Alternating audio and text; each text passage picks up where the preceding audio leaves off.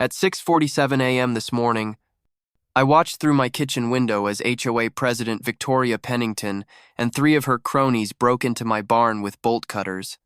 What they found inside those 50 brown sacks wasn't just going to destroy her perfectly manicured reputation, it was about to expose the biggest real estate fraud our town had ever seen. Picture this: a woman in a pristine white pantsuit, her blonde bob trembling with righteous indignation, suddenly gagging and stumbling backward as the unmistakable aroma of aged cow manure hit her like a freight train.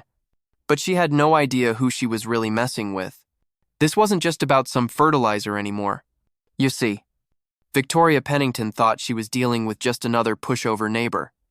What she didn't know was that I'd been watching her for 6 months, documenting every illegal move, waiting for her to make exactly this mistake. And those brown sacks? They were the perfect trap. I bet you've got your own HOA horror stories. Every neighborhood seems to have that one person who thinks a little power makes them untouchable. Well, this is what happens when they pick the wrong neighbor to mess with. Before the chaos began, Willowbrook Estates was exactly what you'd expect from an upscale suburban development: manicured lawns, matching mailboxes, and the kind of eerie perfection that makes you wonder if the residents are actually androids. I'm Marcus Sullivan, though everyone calls me Mac, and I'd been living peacefully on my 3-acre corner lot for 8 years. At 52, with my salt and pepper beard and collection of flannel shirts, I probably looked like your typical suburban farmer wannabe. I drove an old Ford F-150 that had seen better decades, grew heirloom tomatoes that won blue ribbons at the county fair, and kept to myself in that neighborly but not intrusive way that small communities appreciate. My property was the anomaly in Willowbrook Estates, while other lots were measured in fractions of acres with tiny backyards. Mine sprawled across enough space for a decent-sized barn, vegetable gardens that actually fed my family, and the kind of old-growth oak trees that developers usually bulldoze without a second thought. Most neighbors knew me as the quiet guy who consulted for agricultural businesses, someone who understood soil composition and crop rotation, but couldn't figure out why anyone would pay $200 for a monthly HOA fee to have someone tell them what color they could paint their shutters. Enter Victoria Pennington, 44 years old and armed with the kind of ambition that turns small-town real estate agents into neighborhood dictators. She'd moved to Willowbrook Estates just 18 months earlier, immediately distinguishing herself with her white BMW X5, her wardrobe of exclusively black and white business attire, and her unsettling habit of photographing other people's properties with professional-grade camera equipment. Within 6 months, she'd been elected HOA president on a platform of enhancement and value protection, promising to elevate our community standards to match our property values. Victoria's transformation from new neighbor to community overlord happened faster than a summer thunderstorm. She established what she called comprehensive property assessments, which basically meant she drove around taking notes about everyone's landscaping choices, parking arrangements, and architectural modifications. Her monthly newsletters read like legal documents, filled with subsections about aesthetic compliance standards and community cohesion protocols. But there was something else, something that didn't quite fit the typical HOA president power trip. She seemed particularly interested in specific properties, especially the older residents who'd lived in Willowbrook since the development's early days.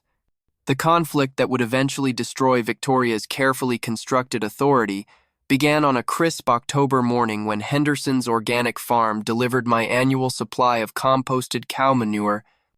I'd been making this same purchase for years, knowing that organic fertilizer would transform my vegetable gardens from good to spectacular. The delivery truck rumbled down Maple Drive at exactly 8 a.m., and I directed the driver to stack the 50-pound sacks in my barn. Same as always. What I didn't realize was that Victoria had been conducting what she called routine community surveillance from her kitchen window, and those brown burlap sacks triggered something in her calculating mind.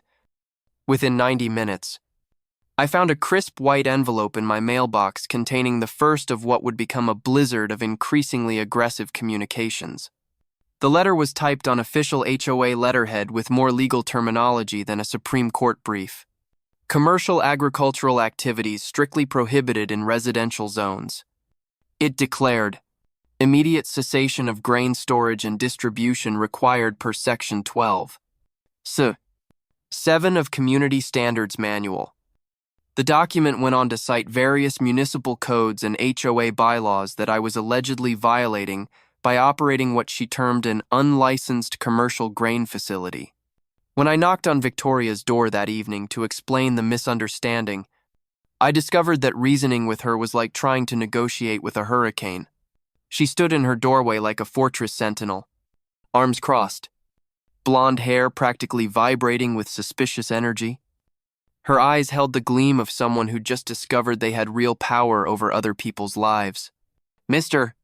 Sullivan," she said, her voice carrying the authority of someone conducting a criminal interrogation. "I wasn't born yesterday. Those are clearly commercial grain storage containers. And I have photographic documentation of your industrial agricultural operation." She brandished a manila folder thick with what I assumed were surveillance photos of my delivery truck. "You have 72 hours to cease and desist all commercial grain activities, or this matter will be escalated to municipal authorities." When I politely attempted to explain that the sacks contained fertilizer for my backyard vegetables, Victoria's professional demeanor cracked like thin ice. Her face flushed the color of ripe strawberries. "We'll see about that," she hissed. And I knew this was just the opening salvo in what was going to be a much larger war. The escalation that followed was methodical, relentless, and increasingly divorced from reality. Victoria launched what she grandly termed her comprehensive investigation into ongoing residential code violations, which translated to hiring Rick Donovan, a weaselly private investigator who drove a beat-up sedan and apparently believed that parking across the street from my house at 5:30 every morning made him invisible. Every day for 2 weeks, I'd see Rick's camera lens glinting in the early sunlight, documenting my every movement like I was running a criminal enterprise instead of loading vegetable crates into my pickup truck. Victoria then declared at the next HOA meeting, held in the community center, with 40-odd neighbors crammed together like spectators at a particularly bizarre theater production, that I was illegally operating a commercial grain storage and distribution facility that threatened to transform our peaceful residential community into an industrial agricultural zone. She'd prepared a PowerPoint presentation that would have impressed Fortune 500 executives, complete with aerial photographs of my property that she'd somehow obtained, and red arrows pointing to my barn like it was a missile installation. The systematic financial assault began immediately. Week 1 brought a citation for $300 because my truck had been parked on the street longer than the legally permitted duration of 4 hours. I'd literally stopped to unload groceries and check my mailbox. Week 2 delivered a $750 fine for early morning noise violations because I'd started my truck at 6 a.m. to drive to a client consultation. The citation noted that excessive diesel engine noise before 7 a.m. constitutes a breach of community peace standards. Week 3 brought what Victoria clearly considered her masterpiece, a $1,200 fine for odor violations stemming from improperly stored agricultural materials. This was particularly absurd because the composted cow manure had been properly aged and sealed, producing about as much smell as a bag of store-bought potting soil. But Victoria had somehow convinced herself and apparently 3 neighbors that my barn was generating atmospheric disturbances that threatened community health and property values. By this point, I was starting to understand that Victoria had declared war, and she was using the HOA rulebook as her weapon of choice. But there was something else. Something that nagged at my instincts like a persistent itch. Her interest in my property felt too intense, too focused for a simple power trip. During one particularly aggressive community meeting, she'd asked pointed questions about my mortgage status, my long-term residency plans, and whether I'd considered optimizing my property investment through strategic relocation, the situation escalated from annoying to genuinely Orwellian when Victoria formed what she pompously called the Special Oversight Committee for Community Standards Enforcement. This unholy trinity consisted of Janet Morrison, a retired librarian who treated every minor rule violation like a federal crime, Bob Fletcher, an accountant who measured his grass with a ruler to ensure it met optimal height requirements, and Patricia Williams, a woman who'd once called 911 because her neighbor's dog had barked twice in one afternoon. This committee began conducting what they called neighborhood patrols, but what felt more like surveillance operations conducted by amateur spies with clipboards and measuring tapes. Every morning, I'd catch them standing at my property line, documenting everything from the angle of my mailbox to the number of newspapers in my driveway. Some days I'd find them actually counting the sacks in my barn through gaps in the wooden slats, whispering among themselves like they were planning a military operation. The bureaucratic bombardment reached peak intensity when Victoria decided to weaponize local government against me. She filed formal complaints with the county tax assessor's office, claiming I was operating an undeclared commercial grain facility and therefore owed thousands in back taxes. She contacted the fire department, insisting my barn contained highly flammable agricultural materials stored in violation of safety codes. She even called the municipal zoning office, reporting suspicious commercial activity in a residential zone.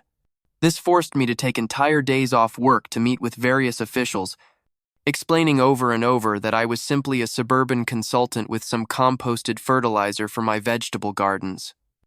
Fire Chief Rodriguez actually laughed when he inspected my barn and realized what Victoria was complaining about. "Mr.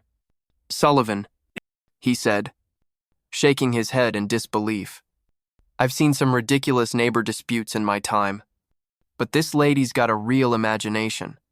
But by the 4th month of Victoria's campaign, I'd begun to notice a disturbing pattern.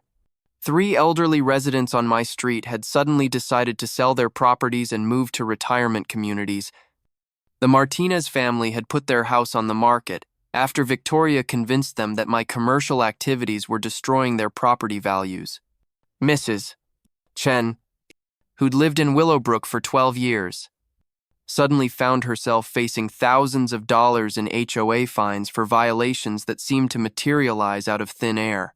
That's when the pieces started falling into place, and I realized Victoria Pennington wasn't just a power-hungry HOA president. She was running a much more sophisticated operation, and my fertilizer sacks had accidentally made me a target in something far more sinister than neighborhood politics. You see, what Victoria didn't know, what none of my neighbors knew, was that Marcus Sullivan, the quiet agricultural consultant, was actually Marcus Sullivan, the former federal agricultural crimes investigator. For 25 years before I'd moved to Willowbrook Estates, I'd worked for the USDA Inspector General's office, investigating everything from grain elevator fraud to illegal pesticide distribution. I knew agricultural law better than most attorneys, and understood property rights like a constitutional scholar, and had spent decades learning how to build ironclad criminal cases against people who thought their authority made them untouchable. I'd been letting Victoria dig her own grave, documenting every illegal fine, every improper inspection, every abuse of HOA power. But more importantly, I'd been investigating her background, her financial connections, and her suspicious interest in specific properties throughout Willowbrook Estates. What I discovered was about to transform this neighborhood fertilizer dispute into the biggest real estate fraud scandal our county had ever seen. And those 50 sacks of cow manure sitting in my barn, they were about to become the perfect trap for catching a much bigger predator than anyone could have imagined. The investigation that would ultimately destroy Victoria Pennington began with a simple property search that revealed something fascinating. Every house that had sold in Willowbrook Estates over the past 8 months had been purchased by the same buyer, Pinnacle Development Corporation. Even more interesting, each of these properties had been owned by elderly residents who'd faced escalating HOA harassment in the months before their sudden decisions to relocate. My federal training had taught me to follow the money, and Victoria's money trail led straight into criminal territory.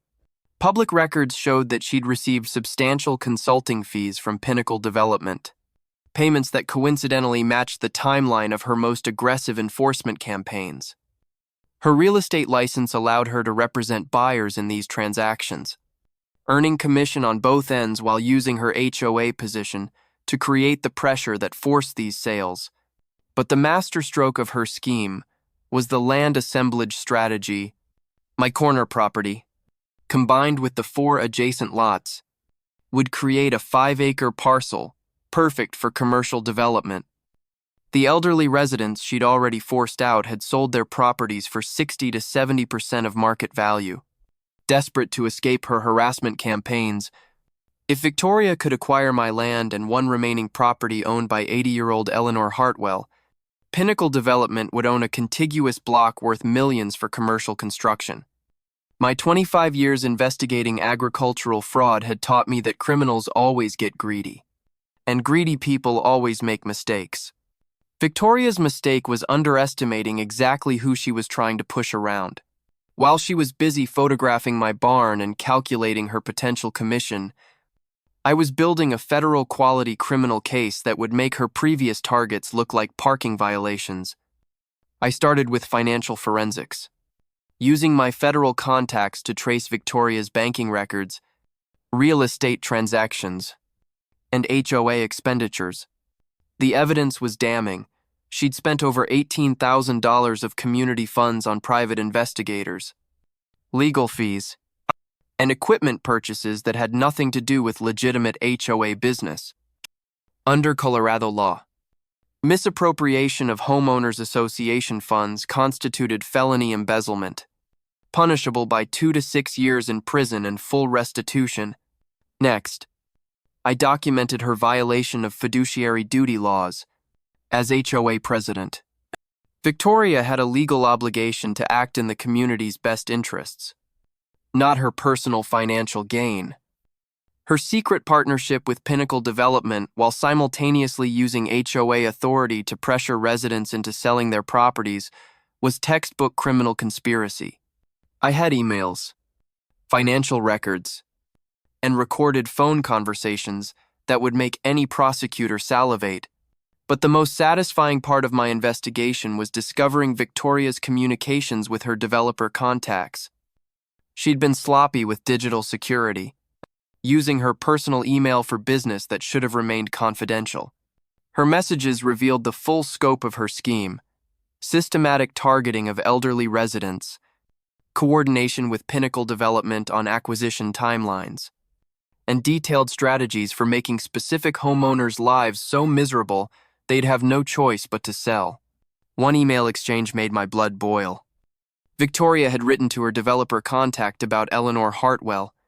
The old woman is stubborn, but I'm confident we can break her resistance within 60 days. I'm implementing enhanced enforcement protocols that should create sufficient financial pressure to force voluntary relocation. Reading those words, I realized Victoria wasn't just corrupt, she was predatory, targeting the most vulnerable members of our community for her personal profit. That's when I decided those 50 sacks of cow manure were going to become the perfect trap. Victoria's obsession with my supposed grain operation had blinded her to the obvious legal vulnerabilities in her harassment campaign. Every illegal fine, every improper inspection, every abuse of HOA authority was building toward a criminal case that would destroy her professionally, financially, and personally. I contacted James Mitchell, the best agricultural law attorney in Colorado, and an old friend from my federal days. When I explained Victoria's scheme, James immediately understood the legal implications. Mac, this woman has violated so many statutes. I don't know where to start, he told me over coffee. But if she's stupid enough to actually break into your barn, we'll have her dead to rights on breaking and entering charges that will make everything else academic. The community allies who emerged during this period surprised me with their courage and determination. Eleanor Hartwell, the 79-year-old retired librarian that Victoria was targeting, turned out to be a formidable opponent with a master's degree in public administration and 40 years of experience dealing with bureaucratic bullies. Eleanor had been quietly documenting Victoria's harassment campaigns, creating detailed files on every violation, every inappropriate fine, and every abuse of authority. "Marcus, dear," Eleanor told me when she appeared at my door with a cardboard box full of evidence. "I've been watching that horrible woman terrorize this neighborhood for months, and I've been preparing for war." She opened the box to reveal dozens of photographs, a detailed journal, and several USB drives containing recordings of HOA meetings where Victoria had made incriminating statements about her enforcement strategies. Even more surprising was the support from Victoria's own husband, Bob Pennington, a mild-mannered accountant who'd grown increasingly disgusted with his wife's transformation into a neighborhood dictator. "Mac, I owe you an apology," Bob said when he appeared at my door looking exhausted. "Victoria has completely lost her mind with this power trip, and I can't stand watching her destroy people's lives anymore." Bob revealed that Victoria had become obsessed with what she called community optimization, spending hours every day taking photographs of neighbors' houses, timing their daily routines, and plotting strategies for forcing out residents she considered incompatible with community standards. More importantly, Bob agreed to provide crucial evidence of Victoria's criminal conspiracy, including copies of her emails with Pinnacle Development and financial records showing her illegal use of HOA funds. The trap was set, and all I had to do was wait for Victoria to spring it herself. Her desperation was becoming obvious as Pinnacle Development increased pressure for the land acquisition timeline. The developer needed to close the deal within 60 days to meet their construction schedule, and Victoria's commission depended on delivering both my property and Eleanor's within that window. That desperation led to Victoria's fatal mistake. Feeling pressure from her developer contacts and probably sensing that community support for her enforcement campaigns was eroding, Victoria decided to take matters into her own hands and conduct her own inspection of my barn. She convinced herself that if she could document actual grain storage, she'd have grounds for emergency enforcement action that would force me to relocate immediately. The morning of February 15th arrived cold and clear. Perfect weather for what would become the most satisfying day of my investigative career. At exactly 6:47 a.m., I watched through my kitchen window as Victoria's white BMW pulled into my driveway, followed by Janet Morrison's Honda and Patricia Williams's SUV. Victoria emerged wearing her usual white business suit, carrying bolt cutters and a professional-grade camera, looking like she was about to conduct a military operation. What Victoria didn't know was that my security system included motion-activated cameras that had been recording her surveillance activities for months. Every illegal entry onto my property, every photograph taken without permission, every conversation held at my property line was documented in high-definition video that would make a prosecutor's job incredibly easy.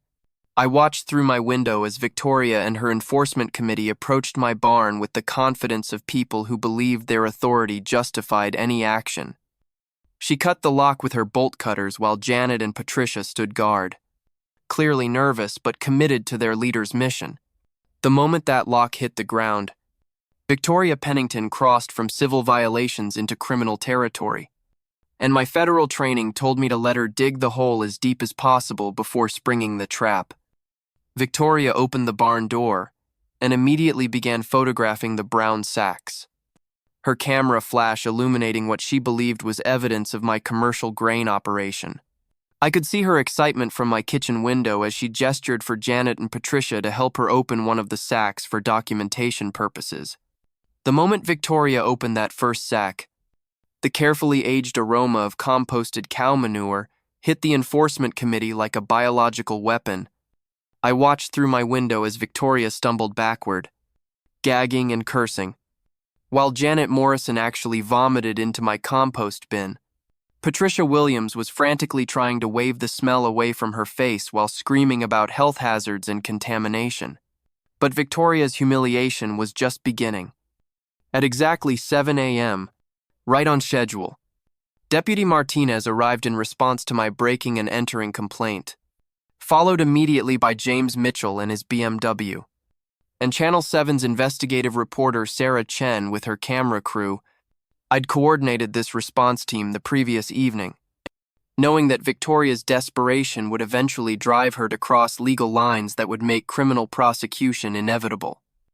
"Good morning, Victoria," I called out as I walked calmly from my house toward the barn. "I see you've discovered that those brown sacks don't contain wheat after all." Victoria's face was cycling through shades of red and green as she tried to process both the smell and the sudden arrival of law enforcement and media representatives. "This is a setup," Victoria screamed, pointing an accusatory finger at me while trying to maintain her balance. "He's been planning this whole thing." Which was, of course, absolutely correct. I had been planning this whole thing, documenting every step of her criminal conspiracy, and waiting for her to provide the perfect climactic evidence that would destroy her completely. Deputy Martinez began reading Victoria her rights for breaking and entering, while Sarah Chen captured every moment for what would become the most watched local news story of the year. James Mitchell stepped forward with a manila folder thick enough to choke a horse, containing criminal complaints, civil lawsuits, and evidence documentation that would keep Victoria's lawyers busy for the next several years. "Ladies and gentlemen," I announced to the growing crowd of neighbors who'd emerged from their houses to witness the spectacle, "allow me to introduce myself properly. I'm Marcus Sullivan, former federal agricultural crimes investigator, and for the past 6 months I've been building a criminal case against Victoria Pennington for conspiracy to defraud, embezzlement of HOA funds, elder abuse, and approximately 17 other felony violations." The crowd erupted in cheers and applause as neighbors realized that their tormentor was finally facing justice. Eleanor Hartwell stepped forward with her own box of evidence, followed by Bob Pennington with his wife's financial records, followed by 3 other families who'd been victims of Victoria's harassment campaigns. Within 72 hours, Victoria Pennington had been formally charged with multiple felonies, removed from her HOA position by unanimous vote, and served with civil lawsuits totaling over $200,000 in damages. Pinnacle Development immediately distanced themselves from her schemes, canceling their acquisition plans and cooperating with federal investigators, examining their own potential criminal liability. The community meeting held the following week to elect new HOA leadership attracted over 150 residents, the largest gathering in Willowbrook Estates history. By unanimous vote, the community asked me to serve as interim president while new bylaws were written and permanent officers elected. I accepted with the understanding that my primary goal was creating a system of checks and balances that would prevent anyone from ever again accumulating the unchecked authority that Victoria had abused. Our first reform was establishing what we called the Willowbrook Accountability Framework, a comprehensive set of changes that included mandatory financial audits, strict limits on presidential authority, required community approval for any expenditure over $100, and a citizen oversight board with power to investigate complaints and remove officers for misconduct. Every decision had to be transparent, every expenditure justified, and every homeowner granted access to all HOA records and financial information. We also created a community legal defense fund using money recovered from Victoria's embezzlement and proceeds from selling the surveillance equipment she'd purchased with community funds.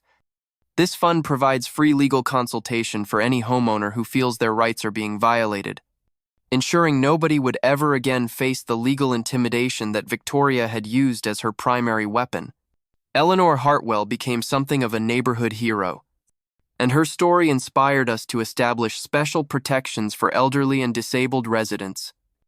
We created a senior support network providing assistance with home maintenance, yard work, and bureaucratic issues. ensuring nobody could ever again be bullied into selling their home because they couldn't keep up with arbitrary standards or afford excessive fines. The transformation of Willowbrook Estates attracted attention from urban planning researchers, legal scholars studying HOA governance, and community organizers seeking models of effective neighborhood management. We started receiving visitors from other communities asking for advice on HOA reform, and I found myself giving presentations at conferences about property rights and community leadership. My barn, meanwhile, had become an unlikely symbol of resistance against bureaucratic abuse. Those 50 sacks of cow manure that started this whole drama were still there, still composting peacefully, still producing the rich fertilizer that made my vegetable garden the envy of the neighborhood. I hung a small plaque next to the barn door reading, "The manure that saved Willowbrook," and visitors often asked to take photographs with the infamous sacks that had brought down a neighborhood dictator. The real irony wasn't lost on anyone. Victoria's obsession with controlling every aspect of community life had ultimately led to creation of the most democratic and transparent HOA governance system in the state. Her attempts to concentrate power had resulted in a structure where authority was so distributed and limited that no future leader could ever abuse their position the way she had. Victoria herself disappeared from our community like she'd never existed, moving to another state to avoid the media attention and criminal prosecution. The last I heard, she was working as a receptionist at a dental office. Her real estate license permanently revoked, and her dreams of development wealth permanently shattered. As for me, I continue consulting for agricultural businesses, tending my vegetables, and serving our community in a way that focuses on genuine service rather than personal control. Every morning when I walk past my barn and smell the earthy richness of composted cow manure, I'm reminded that sometimes the most valuable things in life are the ones that others overlook or misunderstand. You know what the real irony is? Victoria was so focused on those brown sacks being grain. She never asked the obvious question: why would a grain consultant store his crop in a suburban barn instead of selling it immediately at market prices? But I guess when you're blinded by greed and power, you miss the simplest details. Sometimes the best fertilizer for justice is just patience, proper preparation, and letting the guilty dig their own graves. Every community has someone who thinks rules don't apply to them, someone who mistakes authority for wisdom and power for righteousness, but they usually haven't met someone who knows the rules better than they do. Someone who understands that real strength comes from protecting others rather than controlling them.